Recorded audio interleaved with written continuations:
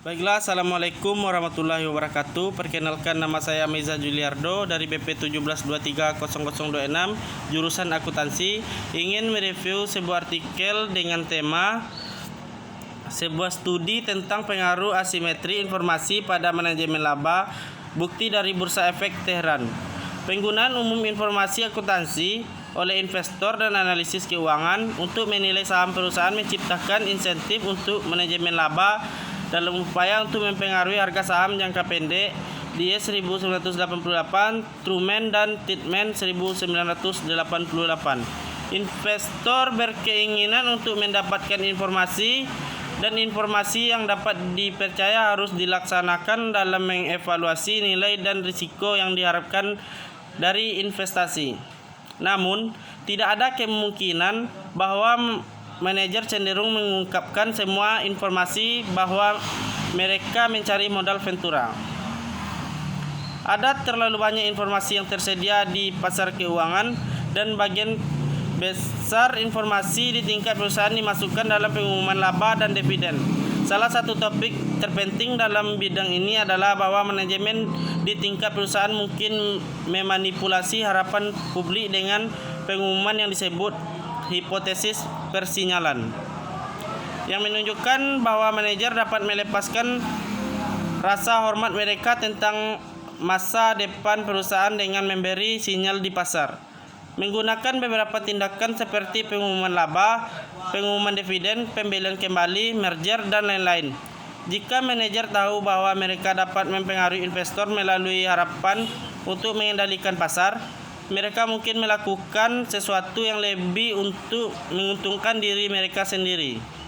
Salah satu kondisi yang menyebutkan topik ini dalam keuangan perusahaan adalah Window of Opportunity Cheng 2006. Manajemen laba dapat didefinisikan sebagai pengambilan keputusan dan pelaporan manajemen yang wajar dan legal yang dimaksudkan untuk mencapai hasil keuangan yang stabil dan dapat diprediksi.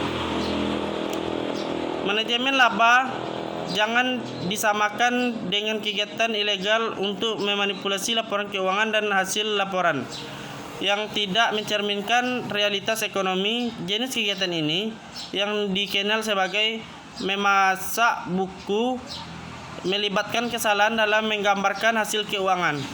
Deteksi manipulasi akuntansi, yaitu manajemen laba, adalah topik yang cukup menarik dan penting bagi berbagai kelompok yang berkepentingan, termasuk investor, auditor, dan regulator. Fell et al. 2001. Namun, meskipun penelitian akademis yang insentif telah membahas kemungkinan, penyebab, dan konsekuensi dari manajemen laba, pengukuran aktual manajemen laba terus fokus pada model akrual yang diharapkan yang pertama kali diidentifikasi oleh Jones 1991. Inovasi sebagian besar terbatas pada modifikasi pendekatan ini. Salah satu definisi pertama tentang manajemen laba diberikan oleh Skipper 1989,92 yang mendefinisikan sebagai intervensi yang disengaja dalam proses pelaporan keuangan eksternal dengan maksud untuk mendapatkan keuntungan pribadi. Kasus Ed Iwer dan Wagenhofer 2005 menyelidiki klaim biasa bahwa standar akuntansi yang lebih ketat dapat mengurangi manajemen laba. Mereka membedakan antara akuntansi dan manajemen laba real dan berasumsi bahwa pembuat standar hanya dapat mempengaruhi manajemen laba akuntansi dengan ketatnya standar. Dalam model equilibrium ekspektasi yang rasional, mereka melaporkan bahwa kualitas laba dapat meningkatkan dengan standar yang lebih ketat.